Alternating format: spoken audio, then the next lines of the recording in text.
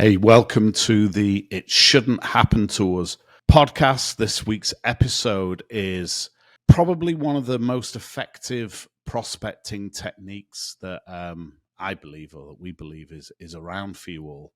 How to really operate that 30-day file and, come from a position that no is not never. And there's tons of value in every one of those no's that you get. So if you listen all the way through to the end, you're going to learn some techniques and you're going to learn a methodology for how to capitalize on all those failed sales attempts of the past. Enjoy the pod. Straight from Miami, this is It Shouldn't Happen to Us. After 30 plus years of selling and training sales teams, we still screw it up sometimes, and this is where we tell you all about it, because it shouldn't happen to us. Why? Hey, Sofia. Hola, Carlos. Hola, Sofia. Are you working hard or are you hardly working? The reason I say that is Carolina, my wife, came in and said to me a minute ago, are you working hard or are you hardly working? I nearly threw her out. I've been working my nose to the ground stuff for like 9 hours. Nearly kicked her out of my office. What about you? You working hard or hardly working? Well, I just came back from my Vistage retreat, so I was hardly working on Thursday and Friday, but now I am working hard. I'm back to working hard. All it took was an upside down zip line to really recalibrate me. You went somewhere. You went to a sexy place too as well. Where did you go? We went to Los Sueños, which means the dreams. Los Sueños, Costa Rica. It's beautiful. That's rainforest, nice. Mountains, waterfalls. Were you on the beach?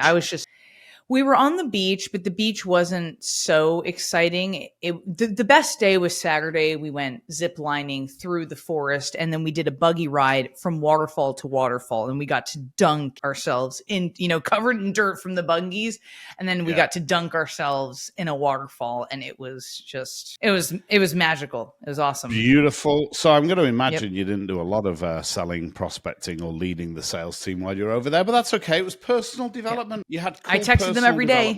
Time. Yeah, you texted the team. We texted. Good for yes, you. And we were teeing up. They feel in your care. That's good. Yes, and it was important because this week one of our team members began. This is her first time selling. This is her first sales gig. And she's so intelligent. And today or yesterday, it was her first time prospecting, and she crushed her goal. So last week we were teeing her up. I don't know why we're talking about her in the abstract. We're talking about Autumn. So Autumn, when you listen to this, when you listen to this message, we're talking about you, and both Sophia and I are absolutely knocked out by you. She's amazing. She's amazing. I mean, her behavior numbers were out off the charts. She smoked the whole team. Yeah, good for her. Good for her. Yeah. And super smart with it. Super smart. So you've not done any selling of your own, done any prospecting? You must have done some. Well, you got to lead from the front. You got to lead from the front, right? That's right. So I have a 30-day file.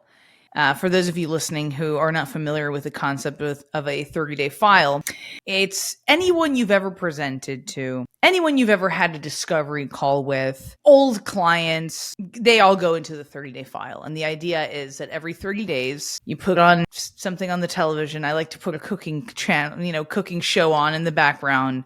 And I do 30-day file stuff sometimes on a Saturday or after hours, when I can just chip away at it and kind of not mindlessly, right? You want to be mindful about it, but it's quite, in 4.5 years, you accumulate quite the 30-day file. So the idea is that every 30 days, you lightly touch these individuals. So I did do a little 30-day file work. Now, I have to ask you before you get into the particulars of it, because let's be brutally honest. This is It Shouldn't Happen to Us podcast, and I, like you, have a 30-day file. Mm-hmm. If only I truly did touch them every 30 days, because that's how it's supposed to be, right? You're supposed to be once and some people have a 60-day file, some people have a 90-day file. We call it the 30-day file in our team for a reason. It's supposed to be every 30 days. I'm going to be very vulnerable with you, Sophia. Sophia, and with our listeners and viewers. I bet mine is really more of a 90, 120 day file in reality. So I'm curious, do you really touch every 30 one of days? those No, every 30 probably days? every 60 to 120. That's still pretty good. But it's a long list, right? Because if it's the way I do my 30-day file, it's kind of like the elephant's graveyard, right? It's where the elephants go to die. It's everybody from any other part of my sales funnel at any point ends up there in the 30-day file, which is really, it's a prospect box is what it is. It's in fact, it's the best prospect box you've got because it's not cold. Now, it's not raring hot, but it ain't cold, right? It's a great prospect box. And on our team, our deals dashboard ends with a 30-day file. So that deals card is dragged over to 30-day file, and then we also have a 60-day file. So disqualified 30-day file. That always and a 60-day file is more like a stalled nomenclature, right? It's a stalled category where really. Well, this is how I see it.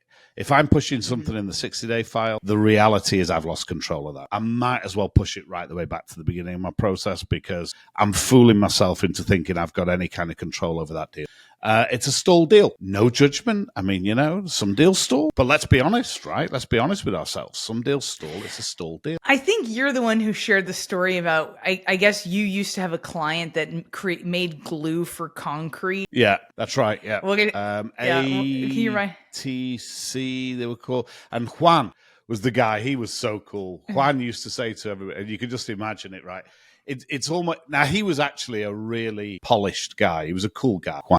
But the way he would deliver this line was a very sort of Ned Ryerson caricature of a salesperson, right? But he would do that because he was so polished, he could do it and ham it up, and he'd get away with it because it was clearly theater, right? He could get away with it. But he used to say, only two types of concrete in the world, Carlos. There's concrete that's broke and there's concrete that's going to break. And it was so hammed. It was so hammy that it was so hammy that it was clearly hammy and so theatrical. Not for a moment would I endorse somebody using such a kind of a scripted, a catchphrase, because it's too gimmicky. But he delivered it in a way that was theatrical, and it was really funny. He was a cool. Only two types of concrete in the world, Carlos. There's concrete that's broken. There's concrete that's going to break. And that was his mindset. That was truly a good reflection of his mindset. His mindset was, you need me today or you need me tomorrow, but for one thing's for sure, you're going to need me. You got concrete? I don't even know how this glue works. You got concrete? You need Juan. And he truly believed that. That was his mindset. And he used to close a hell of a lot of business. Good for him. Yeah. That's our prospects. There's only two types of prospects. Prospects that are going to become our clients now, or prospects that are going to become our clients later. That's right. Right?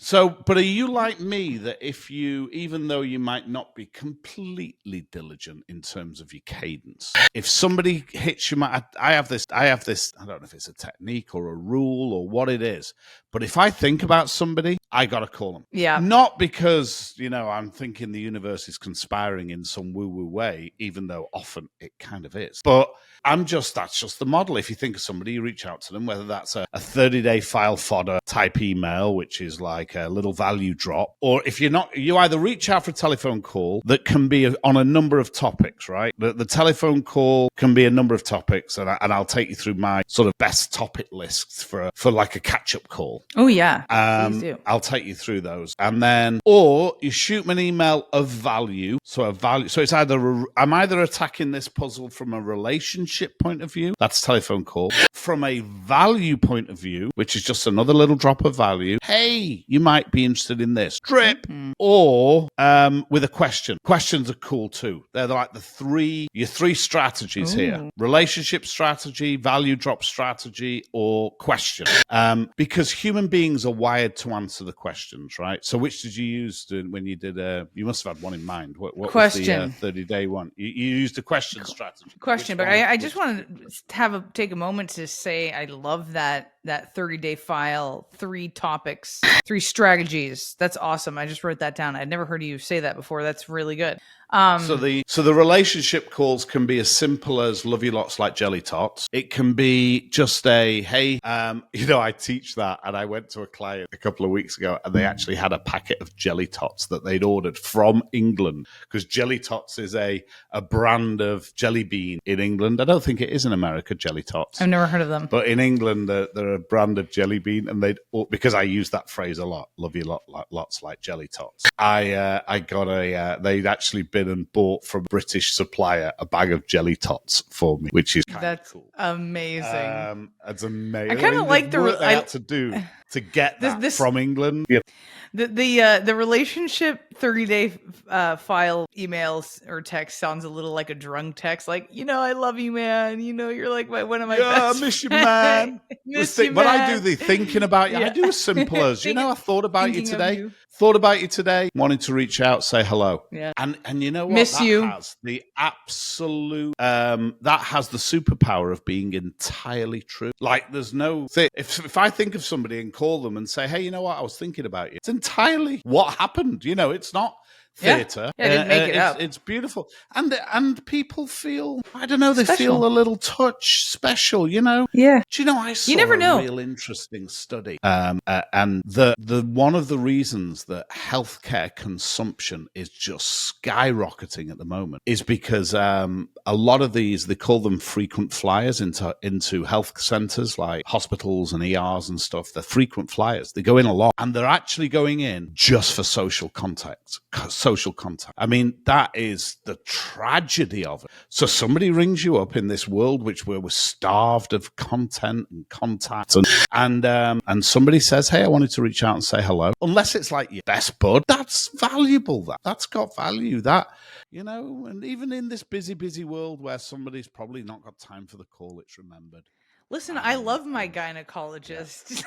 I would go to my OBGYN for a Cuban coffee and just shoot does he look after you with a little Cuban coffee? And she's I love every time I go in there. I have such a great conversation with her. I'm like, you probably need to get to other patients. I mean, but maybe it has been more, that's been amplified in the last few years because working from home.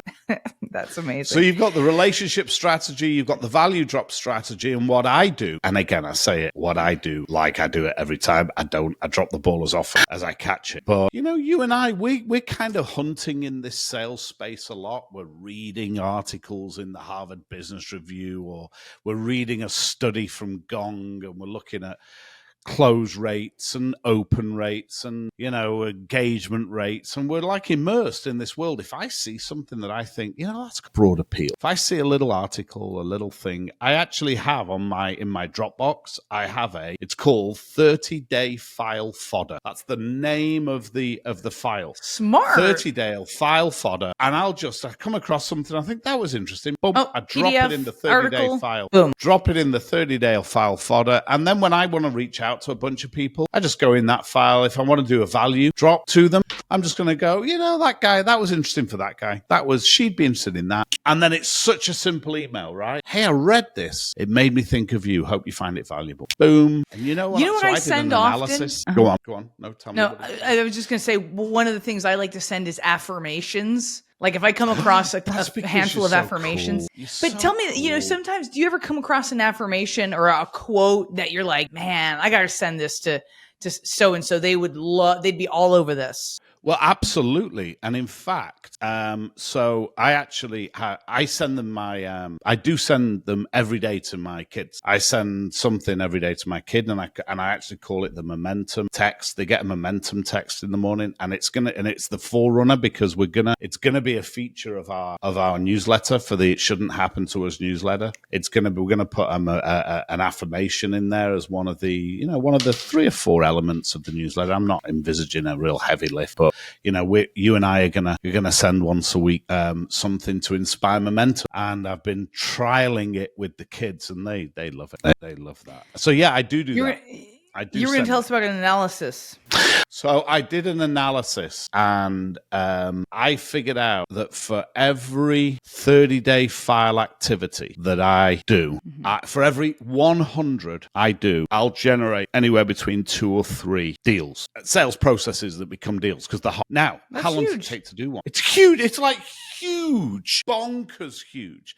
Now, sometimes it's as simple as, hey, we've got a new team member, or we're going to we're hiring somebody, can you do an assessment on them? We're thinking of them for the sale. Sometimes it's a simple little nothing, but it's huge. It's better than 0 team members. Absolutely. And it makes me think sometimes they were just idiots. Like, I should just make this process solid. But that's come after, that's grown out of how many over 10 years, how many conversations with people? 10,000, 20,000 conversations. Have I caught them all in my 30-day file? No, not even nearly. I bet my 30-day file is no more than 1,000 deep. But it's because I dropped the ball. If I'd have done it right from the beginning, it would now be automated. It would be, in fact, that's what I need to do. We need to automate it. We need to try and automate it in a way using AI, which keeps the humanity in it, and it should be done. It's so powerful. We should be doing it for 1,000 people, not for 10,000 people, not the 1,000 people that I currently do it for.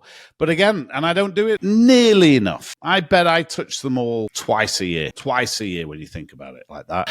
But it's cool, it's huge engagement rates. And by the way, I can look and see which emails get opened, and they don't all get opened. But what is interesting is I can go back and see that someone who hasn't opened the email for 5 times, then out of nowhere they'll open it. They'll open the email and they'll re-engage on something. It just so happened that was the right day. That was the right day. Don't get discouraged just because someone's not opening your email. People are busy. People are thinking about a lot of stuff, a lot of shit going on in their life. Oh my God. You know how many emails I do open and then I don't read because I get some type of interruption, and then it's left on red. So then I don't get back to it. I mean, we can't personalize no response. So you did a question.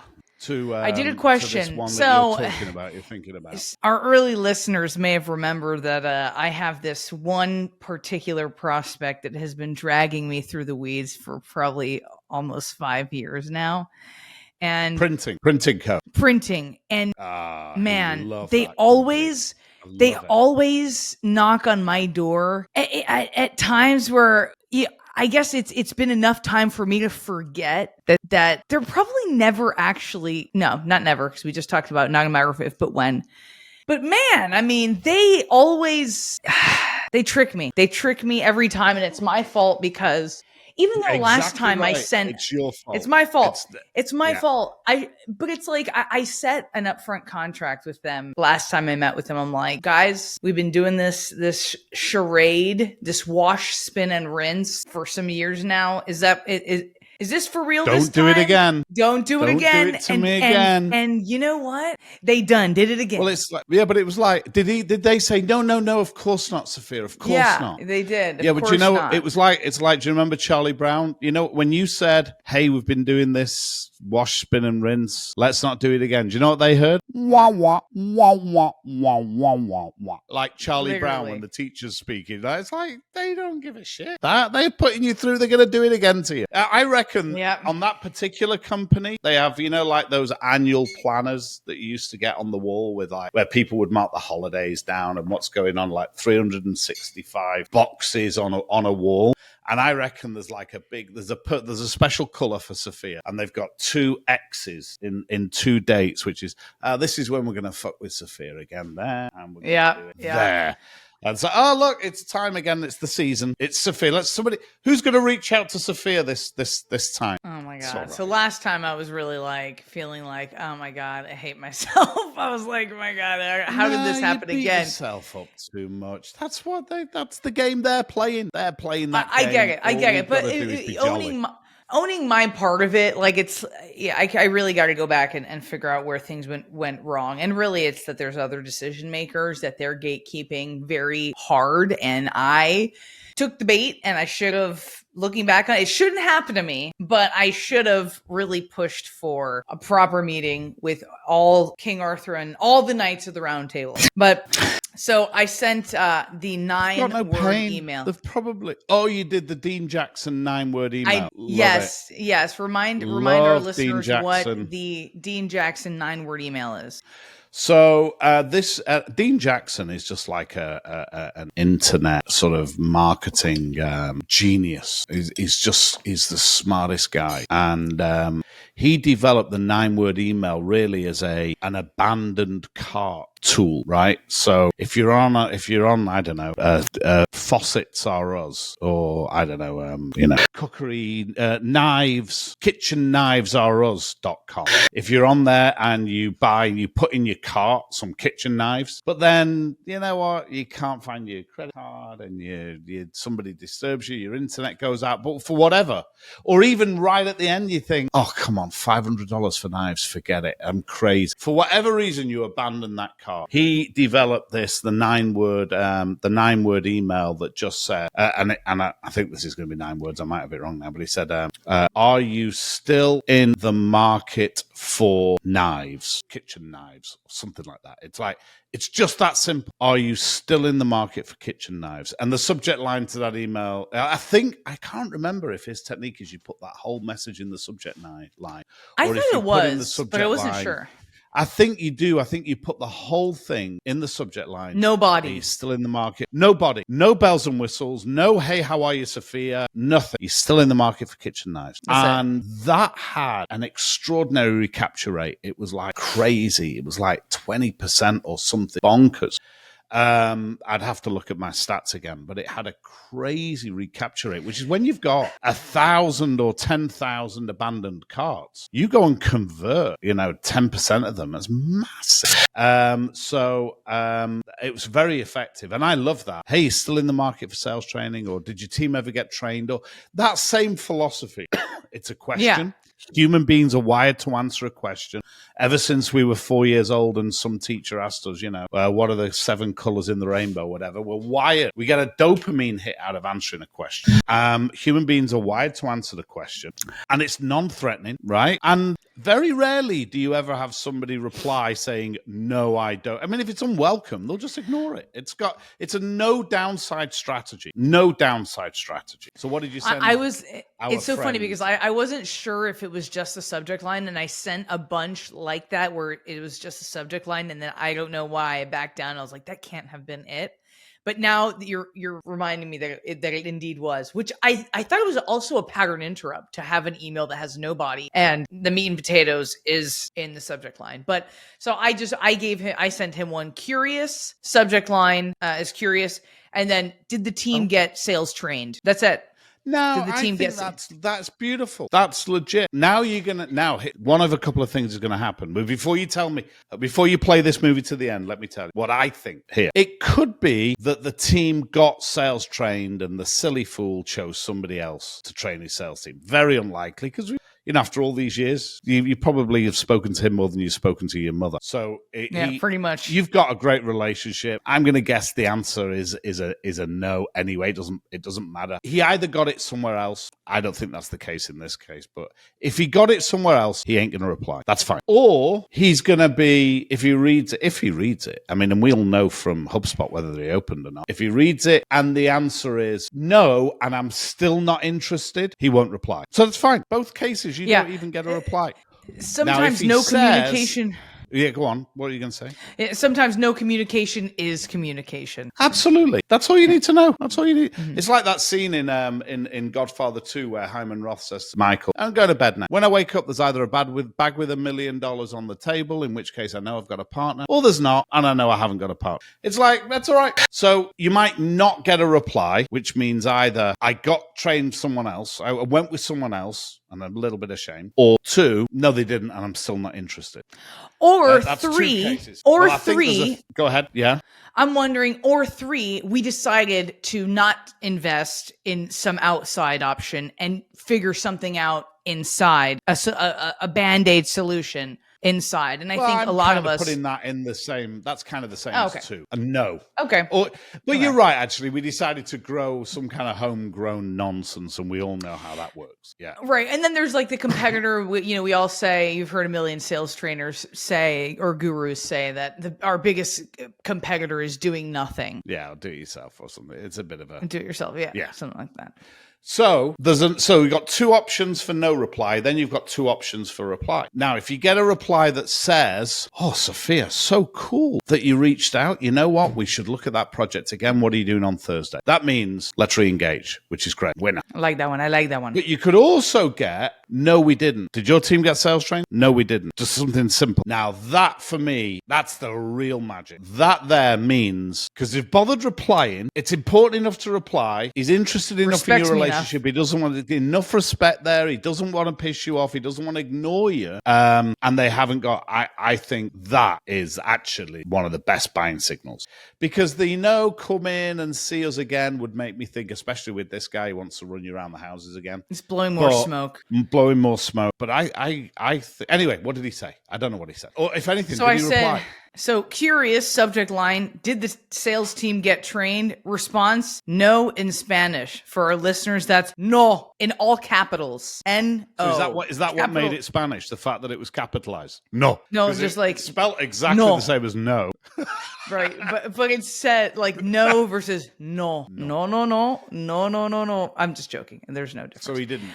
He did. So he replied with no. That's it. Yep. 2 letters, or was it in a sentence or anything? Just 2 letters. No. And then I responded, God loves a trier, and he responded, yes. We love you. Love in all caps. So the deal is back on. This is now, the hunt is on. It's as Sherlock Holmes used to say, Watson, the hunt is on. I think he used to say that. Call the dogs. On. Yeah. So release the dogs. Release the hounds. Release the dogs. So what are you going to do? When did this happen? This must be really recent. Thursday. And then so it happened while you were in Costa Rica. You were doing all this. Well, what should I respond? Let's do this live with our listeners. And for this free show, our only ask of you is that you subscribe to our channel. Like, subscribe, click the bell, all that stuff that I don't really know how to do. But yeah, for the free sales lesson, because now what have you learned today? We got the 9-word email, the 30-day file, and the theory that basically no is not never. No is just not today. What's your next step? If it were me and I bring that particular kind of energy to it, right? But my particular kind of energy would say, you love me because you know what I'm doing, because you know that I know what I'm doing. My question is, are you ready for me to teach your guys so that they know what they're doing, or are you not ready for that kind of money yet? Oh, beautiful. Oof. Are you not ready for that kind of success yet? Oh, sock it to them. Let me do that again. So you love me. Here's why we love you, Sophia. You love me because you know that I know what I'm doing. The real question is, are you ready for your guys to know what they're doing, or are you not ready for that kind of success yet? Kaboom. Tick, tick, boom. Provocative. Give it to him right between the eyes. And next week when we get together, we'll have to we'll have to update the our viewers and listeners as to what his response was. Yes, let's hope he's not. I love it. That's cool, right? That's a great I love response. Now it's very my energy, but your energy is my energy. You've got your same kind of energy. Yeah, I love it. I love it. Hey, you know what? Right, plagiarize. We're gonna put Pablo. Plagiarize.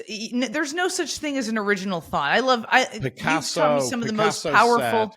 Good artists create, great artists steal. Good artists copy, great artists steal. I think that was the quote. Good artists copy, great artists steal. I think that was I may have butchered that quote. It's good artists create, great artists steal. No, I don't. No? I actually think I think it's what I said, but I might be wrong. I don't know. Let's look it up. We'll look it up. Someone tell us. What a great, put in the comments and solve the yes, please, if you can, and solve it for us.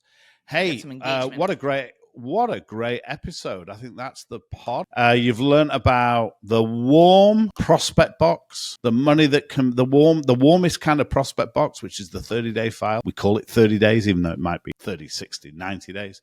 the 9-word email, the 3 strategies for those reach outs, which are the relationship strategy. You're coming at it from a relationship, from a value drop point of view, or from a question, just with a question, and we will see whether our friend responds to Sophia in short order. I think that was a great episode. Stay tuned. Hey Sophia, stay tuned. It's goodbye from Sophia. And goodbye from Carlos. Thanks for listening.